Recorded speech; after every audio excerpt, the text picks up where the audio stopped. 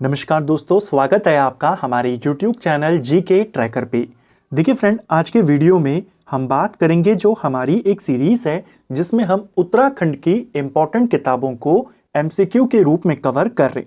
धामी जी की पुस्तक हमारी चल रही थी। आज हम इस सीरीज की 20वीं क्लास यहाँ पे कवर करेंगे। बिल्कुल डिटेल में हम इस पूरी किताब को MCQ के फॉर्मेट में देख रहे हैं। अगर आपने इस सीरीज की पिछली क्लासेस को नहीं देखा है तो प्लेलिस्ट से आप उनको देख सकते हैं।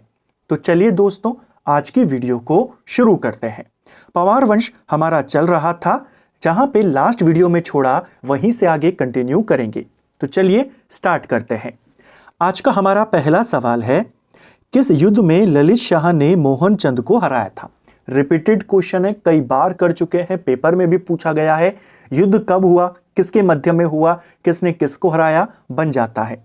ललित शाह ने मोहन चंद को हराया था बगवाली पोखर के युद्ध में। ऑप्शन बी सही आंसर होगा। ललित शाह जो था ये गढ़वाल का राजा था, मोहन चंद कुमाऊं का राजा था। मोहन चंद ने दीपचंद को कैद कर लिया था, जो कुमाऊं का राजा था ओरिजिनल। दीपचंद के दरबारी जो थे उस समय मंत्रियों के पदों पे आमतौर पे जोशी होते थे। हर्षदेव जोशी जाता है गढ़वाल में, ललित शाह को निमंत्रण देता है कि आप कुमाऊं पर हमला करें और अपने बेटे प्रद्युम्न शाह को राजा बनाएं। ललित शाह उस आमंत्रण को स्वीकार करता है। 1779 में बगवाली पोखर का युद्ध होता है। इस युद्ध में ललित शाह मोहन चंद को हरा देता है और जिस राजा को बंदी बनाया गया था दीपचंद, उसी का दत्तक पुत्र बनाता है प्रद्युम्न शाह को और प्रद्युम्न चंद के नाम से कुमाऊं की गद्दी पर बैठा देता है। तो प्रद्युम्न चंद कुमाऊं की गद्दी पर किस युद्ध के बाद आए? बगवाली पोखर का युद्ध जो 1779 में हुआ था। ठीक है, निम्न में से कौन ललित शाह का पुत्र नहीं था? ललित शाह के 4 इंपॉर्टेंट पुत्र थे। चारों को लेकर एक एक सवाल आपसे बन जाते हैं। ललित शाह के सबसे बड़े पुत्र का नाम था जयकृत शाह। ललित शाह के बाद गढ़वाल का राजा कौन बना था? जयकृत शाह बना था। ठीक है, अभी हम इसके बारे में और सवालों को देखेंगे। जयकृत शाह के बाद आता है प्रद्युम्न शाह। ये भी ललित शाह का पुत्र था। कुमाऊं का राजा इसे बनाया गया था। बाद में जब जयकृत शाह की मृत्यु हो जाती है तो ये गढ़वाल का राजा बनता है। सवाल आया था कि उत्तराखंड में शासन करने वाला अंतिम राजा, यानी जिसने गढ़वाल और कुमाऊं दोनों जगहों पर एक साथ शासन किया, वो प्रद्युम्न शाह था। ठीक है, या फिर अविभाजित गढ़वाल का एक अंतिम राजा कौन था? अविभाजित गढ़वाल का अंतिम राजा भी प्रद्युम्न शाह था, क्योंकि प्रद्युम्न शाह के बाद राजा सुदर्शन शाह बनता है, जिसके काल में गढ़वाल का विभाजन हो चुका था। ठीक है, इसका तीसरा पुत्र, ललित शाह का जो तीसरा पुत्र था उसका नाम था प्रीतम शाह। प्रीतम शाह को लेकर एक सवाल पूछा जाता है कि वो कौन सा राजकुमार था जो टिहरी से श्रीनगर जाता था चित्रकला सीखने के लिए मौला राम के पास? वो प्रीतम शाह था। ठीक है, और चौथे पुत्र का नाम था पराक्रम शाह। इसको भी याद करना है, इसे चरित्रहीन राजकुमार कहा जाता है। तो सुदर्शन शाह इसमें शामिल नहीं था। सुदर्शन शाह प्रद्युम्न शाह का पुत्र था। ठीक है, ललित शाह की मृत्यु के बाद गढ़वाल का शासक कौन बना था? ललित शाह की मृत्यु 1780 में हो जाती है। जब यह वापस कुमाऊं से लौट रहा था तो रास्ते में दुलड़ी नामक जगह पर मलेरिया से इसकी मृत्यु हो जाती है। ललित शाह के बाद गढ़वाल का राजा ये बना था जयकृत शाह। ऑप्शन बी सही आंसर हो जाएगा। किस वर्ष में बने? तो 1780 को आपने याद रखना है। अब गढ़वाल का राजा कौन है? जयकृत शाह। कुमाऊं का राजा कौन है? प्रद्युम्न शाह। दोनों में आपस में बिल्कुल नहीं बनती थी। अब दोनों में क्या होता है? संघर्ष होता है। ठीक है, अगला, कपरौली का युद्ध निम्न में से किसके मध्य में हुआ था? काफी फेमस युद्ध है कपरौली का युद्ध। यह युद्ध लगभग 1785 के आसपास हुआ था। क्रम लगाने को भी आ जाते हैं कि कौन सा युद्ध किस वर्ष में हुआ, क्रम लगाइए। तो कपरौली का युद्ध हुआ 1785 के आसपास। यह युद्ध जयकृत शाह और प्रद्युम्न शाह के मध्य में हुआ। ऑप्शन सी सही आंसर होगा। जैसे हमने कहा कि ललित शाह ने कुमाऊं को जीता था और अपने बेटे प्रद्युम्न शाह को वहां का राजा बनाया। तो होता यह था कि जो कुमाऊं का राजा है वो गढ़वाल के अधीन, क्योंकि जीता तो गढ़वाल के राजा ने था, तो जयकृष शाह को ऐसे भड़काया गया कि आपको इससे टैक्स लेना चाहिए। कुछ स्रोतों में दिया गया है कि प्रद्युमन शाह बतौर कुमाऊं का राजा सालाना टैक्स श्रीनगर को दिया करता था जब उसका पिता था। पिता के मरने के बाद उसने टैक्स देना बंद कर दिया। जयकृष शाह और प्रद्युमन शाह के बीच इसके बाद एक युद्ध हुआ, कपरौली का युद्ध। इस युद्ध में सिरमौर का जो राजा था, यानी हिमाचल का जो राजा था, जगत प्रकाश, इसने जयकृष शाह की मदद करी और इस युद्ध में जयकृष शाह जीता था। इसको ध्यान रखना। इस युद्ध को जीतने के बाद जो जयकृष शाह था वो देवलगढ़ में जाते हैं पूजा करने के लिए और उसी का लाभ उठाते हैं प्रद्युमन शाह। जोशियों को यहां पर भेजते हैं। हर्षदेव जोशी के नेतृत्व में कुमाऊनी सेना को भेजा जाता है जो गढ़वाल में और देवलगढ़ में खासकर काफी लूटपाट यहां पर मचाती है। श्रीनगर, देवलगढ़ को बुरी तरह से लूटा जाता है। इस घटना को, क्योंकि हर्षदेव जोशी के नेतृत्व में यह हुआ था, इसे गढ़वाल में हुआ जोशियाणी कांड कहते हैं। यह भी 1785 में हुआ था। ठीक है। अगला, गढ़वाल में जोशियाणी कांड किसके समय में हुआ? तो कौन था उस समय गढ़वाल का राजा? जयकृष शाह। क्या पूरा घटना थी? अब हमने उसको डिटेल में जाना कि 1785 में कपरौली के युद्ध के बाद जब शांति स्थापित हुई तो पूजा करने के लिए गया जयकृष शाह देवलगढ़ में, और कहा जाता है कुछ जगहों पर है कि वहां पे नहीं, वो रघुनाथ मंदिर में गए थे पूजा करने के लिए। इसी बीच ये जानकारी कुमाऊं में पहुंची। प्रद्युमन शाह ने हर्षदेव जोशी के नेतृत्व में सेना को भेजा। देवलगढ़, श्रीनगर में भयंकर लूटपाट यहां पर मचाई गई। इसी घटना को जोशियाणी कांड कहते हैं जो 1785 में हुआ था। ठीक है। अगला, किस पवार शासक ने सिख आक्रमण से बचने के लिए राखी नामक कर देना शुरू किया था? सिखों के आक्रमण लगातार गढ़वाल पर हो रहे थे, खासकर जो दून वाला इलाका था, दून घाटी वाला इलाका, वहां पर होते रहते थे। इन हमलों से बचने के लिए किस राजा ने राखी नामक टैक्स देना शुरू किया? राजा का नाम था जयकृष शाह। ऑप्शन बी सही आंसर हो जाएगा। ठीक है। ललित शाह के काल में भी 2 इंपॉर्टेंट आक्रमण हुए थे सिखों के दून घाटी पर। लगातार वहां पे छापे पड़ते रहते थे, वो लूटपाट करके चले जाते थे। जयकृष शाह ने इन हमलों को रोकने के लिए राखी नामक टैक्स सिखों को देना शुरू किया था। इसके तहत बेसिकली 4000 रुपए वार्षिक उनको दिया जाता था। किस पवार शासक ने मौला राम को 60 गांव दान में दिए थे? मौला राम को कई सारे पवार राजाओं का संरक्षण प्राप्त था। वे सुदर्शन शाह के काल में भी रहे, प्रद्युमन शाह के काल में रहे, ललित शाह के काल में रहे, प्रदीप शाह के काल में रहे और जयकृष शाह के काल में रहे। उनको 60 गांव दान में जयकृष शाह ने दिया था। ऑप्शन बी सही उत्तर होगा। किस पवार शासक की मृत्यु देवप्रयाग के रघुनाथ मंदिर में हुई थी? जो रघुनाथ मंदिर है काफी फेमस मंदिर है। यहां पर किस पवार शासक की मृत्यु हुई? कुछ जगहों पे कहा गया है कि इन्होंने आत्महत्या यहां पे करी थी। राजा का नाम है जयकृष शाह। ऑप्शन सी सही आंसर होगा। जब ये देवलगढ़ से, कुछ जगहों पर जैसे मैंने कहा कि रघुनाथ मंदिर दिया गया है कि ये रघुनाथ मंदिर में गए थे पूजा अर्चना करने के लिए, जब ये वहां से वापस लौटे और जो इन्होंने हालात देखे कि पूरी तरीके से तहस नहस किया हुआ है श्रीनगर को, देवलगढ़ को, तो ये काफी आहत हुए। इसके अलावा इन्हें बाकी जो इनके दरबारी थे, इनके जो विश्वास पात्र थे, उनके षड्यंत्रों का भी पता चला, जिससे ये काफी आहत हुए। कहा जाता है ये वापस से फिर रघुनाथ मंदिर में गए और यहां पे जाने के चौथे दिन इनकी मृत्यु हो जाती है। तो किस पवार शासक की मृत्यु रघुनाथ मंदिर में हुई थी? जयकृष शाह। ठीक है। अगला, कुमाऊं और गढ़वाल दोनों जगह शासन करने वाला एकमात्र शासक कौन था? कुमाऊं और गढ़वाल दोनों जगहों पर शासन करने वाला जो एकमात्र राजा था वह प्रद्युमन शाह था। ऑप्शन सी सही आंसर हो जाएगा। ठीक है। प्रद्युमन शाह ने प्रद्युमन चंद के नाम से कुमाऊं में भी शासन किया और फिर प्रद्युमन शाह के नाम से गढ़वाल में भी उन्होंने शासन किया था। ठीक है।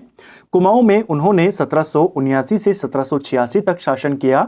फिर 1786 में जयकृष शाह की मृत्यु हो जाती है और यहां से लेकर 1804 तक वे गढ़वाल में शासन करते हैं। ठीक है। प्रद्युमन शाह और गोरखाओं के मध्य लंगूरगढ़ की संधि कब हुई थी? देखिए, गोरखाओं ने प्रद्युमन शाह के काल में भी गढ़वाल पर पहले हमला किया था। 1790 में गोरखाओं ने कुमाऊं को जीत लिया था और अगले ही वर्ष 1791 में वे गढ़वाल पर भी हमला करते हैं। हालांकि गढ़वाल को वो जीत नहीं पाते हैं। लंगूरगढ़ से आगे गोरखाओं की सेना बढ़ नहीं पाती और यहीं से उन्हें वापस लौटना होता है। इसी बीच इन दोनों के मध्य में एक संधि हो जाती है, लंगूरगढ़ की संधि, जो आप 1791 को टिक करेंगे। कुछ जगहों पर है कि हमला 91 में हुआ था, संधि 92 में हुई, लेकिन इतना डीप में नहीं जाता है। आपने दोनों को याद जरूर रखना है, लेकिन 91 को आपने पहले प्रेफरेंस देना है, ठीक है। इसके बाद गोरखाओं ने दूसरी बार गढ़वाल पर जो हमला किया वो 1803 में किया, जिसका अंतिम युद्ध खुड़बड़ा का युद्ध था, जो 1804 में लड़ा गया, ठीक है। प्रद्युमन शाह के शासनकाल में किस वर्ष भीषण अकाल पड़ा था? प्रद्युमन शाह के काल में एक भीषण अकाल पड़ा, जिसे 51-52 के नाम से जाना जाता है। यह भीषण अकाल 1795 में पड़ा था। उस समय शक संवत जो चल रहा था वो 1851-52 चल रहा था, इसीलिए इस भीषण अकाल को 51वीं-52वीं कहा जाता है, ठीक है। क्वेश्चन बन जाएगा, बताइए उत्तराखंड में जो ऐतिहासिक घटना थी 51-52 का संबंध किससे है? यह अकाल से है, दुर्भिक्ष से है, ठीक है। अगला, गढ़वाल पर द्वितीय गोरखा आक्रमण कब हुआ था? पहला तो हमने देख लिया 1791 में हुआ था। गढ़वाल पर दूसरा गोरखा आक्रमण यह हुआ था 1803 में। जल्दबाजी में आपने 1804 को टिक नहीं करना है। हमला 1803 में हो गया था और प्रद्युमन शाह इनसे पराजित हो गए थे। फिर वे दून क्षेत्र की ओर चले जाते हैं, वहां पर दोबारा से सेना को संगठित करते हैं और अंतिम लड़ाई लड़ी जाती है 1804 में 14 मई को खुड़बड़ा के मैदान में। खुड़बड़ा का युद्ध इसको कहा जाता है, जिसमें प्रद्युमन शाह मारे जाते हैं और पूरे गढ़वाल पर गोरखाओं का अधिकार हो जाता है, ठीक है। पवार वंश का चरित्रहीन राजकुमार किसे कहा जाता है? देखिए, पवार वंश का चरित्रहीन राजकुमार यह कहा जाता है पराक्रम शाह को। ऑप्शन सी सही आंसर होगा। लगातार ये षड्यंत्र करते रहता था अपने भाइयों के खिलाफ ताकि इसको गद्दी मिल जाए। जब जयकृत शाह को गद्दी मिली तो ये प्रद्युमन शाह के साथ मिलकर षड्यंत्र करता रहता था उसको परेशान करने के लिए। इसको लगा जयकृत के मरने के बाद इसको गढ़वाल की गद्दी मिलेगी, लेकिन प्रद्युमन शाह दोनों जगहों का राजा बन गया। फिर ये प्रद्युमन शाह के खिलाफ षड्यंत्र करने लगा। पराक्रम शाह को पवार वंश का चरित्रहीन राजकुमार कहा जाता है, ठीक है। अगला, नेपाल दरबार का कुमाऊं गढ़वाल में सर्वोच्च पद अधिकारी कौन था? नेपाल दरबार का सर्वोच्च पद अधिकारी, गोरखाओं ने गढ़वाल को जीत लिया था। 1804 में इन्होंने गढ़वाल को जीता। उस समय नेपाल का शासक कौन था? तो विक्रम शाह उस समय वहां का शासक था जब गढ़वाल को जीता। जब कुमाऊं जीता था तब रणबहादुर शाह था, ठीक है। इन्होंने फिर गढ़वाल जीतने के बाद कुमाऊं और गढ़वाल में अपना एक सर्वोच्च पदाधिकारी नियुक्त किया, जो कौन था? अमर सिंह थापा। ऑप्शन बी सही आंसर होगा, ठीक है। अमर सिंह थापा को लेकर आपने एक और चीज याद करनी है, जो हमने लास्ट वीडियो में भी बात करी थी कि गंगोत्री में जो गंगा माता मंदिर है उसका निर्माण किसने करवाया? अमर सिंह थापा ने ही करवाया था। 1807 के आसपास करवाया था, ठीक है। गंगोत्री में शीतकालीन पूजा नहीं होती है। गंगोत्री धाम की शीतकालीन पूजा मुखवा गांव जो है वहां के मार्कंडेय मंदिर में होती है, ठीक है। अगला, कुंवर प्रीतम शाह से संबंधित निम्न कथनों पर विचार करें और गलत कथन को चुनें। यहां पे आपने गलत वाला बताना है। देखिए, प्रद्युमन शाह के समय यहां रवाई का फौजदार था।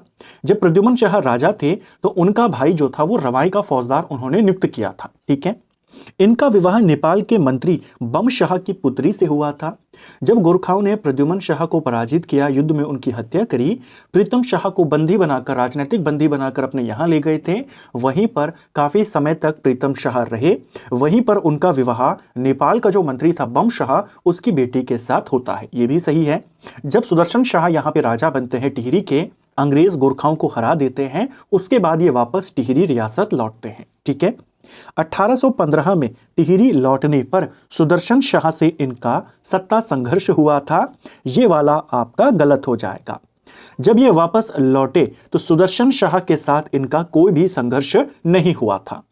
सुदर्शन शाह के द्वारा इनका काफी सम्मान किया गया, इनको कई सारी सुविधाएं दी गई। टिहरी में ये रहते थे, वहां से श्रीनगर जाते थे चित्रकला सीखने के लिए भी, इसे भी ध्यान रखना, ठीक है। केवल तीसरा वाला गलत है, बाकी सारे आपके सही हैं, ठीक है। पवार शासन से संबंधित निम्न में से कौन सा कथन असत्य है? अब पवार वंश से संबंधित कुछ यहाँ पे कथन है, कौन सा वाला गलत है देखिए। शासन प्रणाली में वंशानुगत उत्तराधिकार की प्रथा थी, बिल्कुल सही है। जैसे पूर्व काल में राजाओं के समय होती थी, वंशानुगत ही राजा अगला बनता था, ठीक है। ज्येष्ठ पुत्र ही युवराज होता था जिसे कुमार कहते थे, यह भी सही है। 16वीं सदी के आसपास पहाड़ी राज्यों में युवराज को टीका भी कहा जाने लगा, ये वाला भी आपका सही है।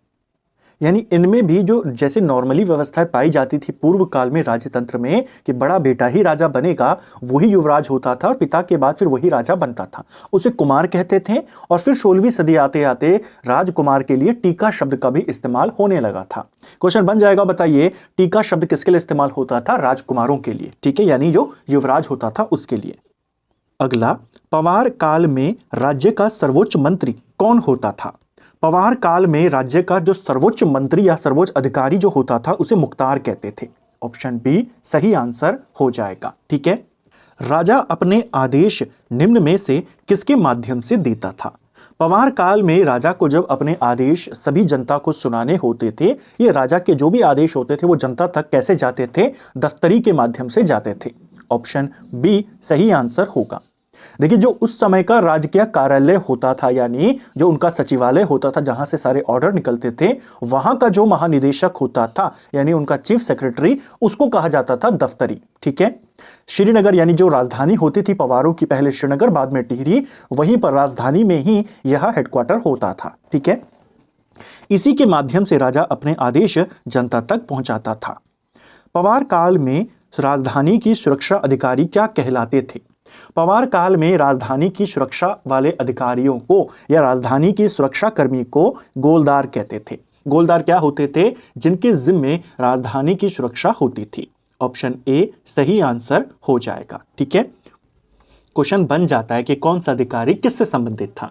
पवार काल के प्रशासन से रिलेटेड। फिर गढ़वाल में गोरखाओं का शासन कैसा था? उनके प्रमुख गोरखा सूबा यहाँ पे कौन कौन रहे? कुमाऊं के तो हमने लास्ट वीडियो में कवर कर लिया था, गढ़वाल में भी कवर करेंगे। और फिर बात करेंगे अंग्रेज और गोरखा के मध्य में जो संघर्ष हुआ था। पवार काल के जो प्रशासनिक व्यवस्था है उनको भी और डिटेल में अगली क्लासेस में देखेंगे। तो फ्रेंड्स, ये था हमारा आज का वीडियो जिसमें हमने उत्तराखंड जीके के 20 इंपॉर्टेंट सवालों को यहाँ पे देखा। हमने हर एक सवाल को यहाँ पे प्रयास किया कि पूरी डिटेल के साथ हम इन क्वेश्चंस को देखें ताकि सारे कॉन्सेप्ट आपके यहीं पर क्लियर हो जाए। उम्मीद करता हूँ आपको आज का वीडियो पसंद आया होगा। अगर आपको ये वीडियो पसंद आई है तो वीडियो को लाइक करें, चैनल पर नए हैं चैनल को सब्सक्राइब करें, अपने दोस्तों के साथ शेयर करें। वीडियो आपको कैसा लगा कमेंट बॉक्स में हमें ज़रूर बताएं। Thank you friends.